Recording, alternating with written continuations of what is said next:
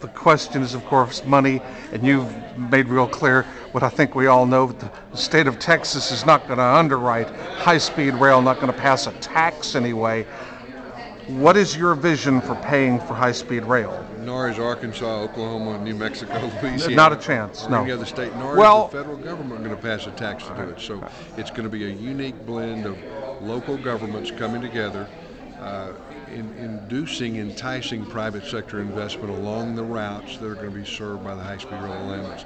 Just in exactly the same way airports are created, funded, maintained, the same way transit agencies are done, the same way seaports are done.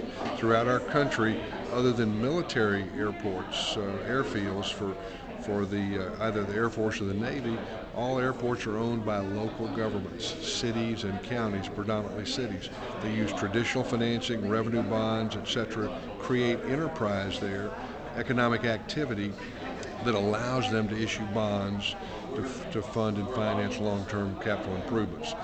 In this country, over the last 15, 20 years, there's been a broad embrace of private sector investment in public sector infrastructure projects. Nothing new about it. The Erie Canal was a public-private partnership, as an example, and many, many improvements have been made around the world in the private sector investment with public sector infrastructure for transportation. And we think along the routes, Texas T-Bone initially, then the I-30 corridor from the Metroplex to Little Rock and I-40 on to Memphis will be done the same way.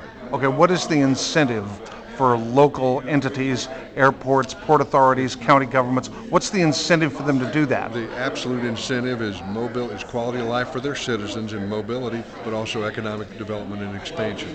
It's exactly the same way. Why do they have an airport? Why do they have a transit agency, etc.? Why do they have a seaport along coast? It's to facilitate the movement of people, goods, products, and the ability to expand around those transportation improvements. When you look back at how the history of this country was, how the country was developed, it was along corridors for transportation. Initially, Pony Express, wagon trails, and then railroads and waterways. Now airports, and the connection of transportation corridors is where economies and commerce is created surrounding those transportation corridors. And the same thing will happen in the future. We're not inventing a new way to do things. We're just realizing the federal government is never going to own a national passenger rail line, like France does, or Germany, or other countries. The state of Texas will not either.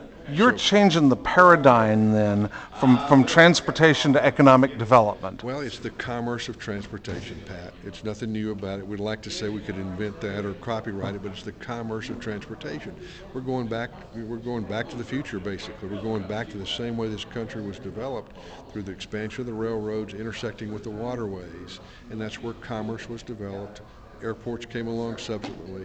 Now we're going back into a rail technology that was pioneered in Japan in 1964 and finally coming to the United States in the form of high-speed intercity passenger rail. Okay, so how far back has the depression, recession, whatever, how far back does that set you? You know, it's actually stimulated interest and activity. It created the opportunity for President Obama to be a very visionary in this whole arena, and compliments to him for what he's been able to accomplish. It also creates a real need for private sector investment and a real opportunity for them to take advantage of those situations. So it hadn't set us back at all. Quite frankly, it's made it actually more attractive because private sector is eventually going to be the key with local governments, and this has been able to help us crystallize this funding mechanism, this MO, if you will, to make high-speed intercity passenger rail a reality. It requires cooperation among cities and counties on a linear alignment. If one city could do it by itself, well, it would have already been done. It's difficult because you've got to get many, many, many cities and counties along larger distances to work collaboratively. You've got to educate, explain, bring them up to speed, and that's part of what this big meeting is in Little Rock today, in North Little Rock and Pulaski County, making this opportunity available to the local governments and then through them to their citizens. Thank you.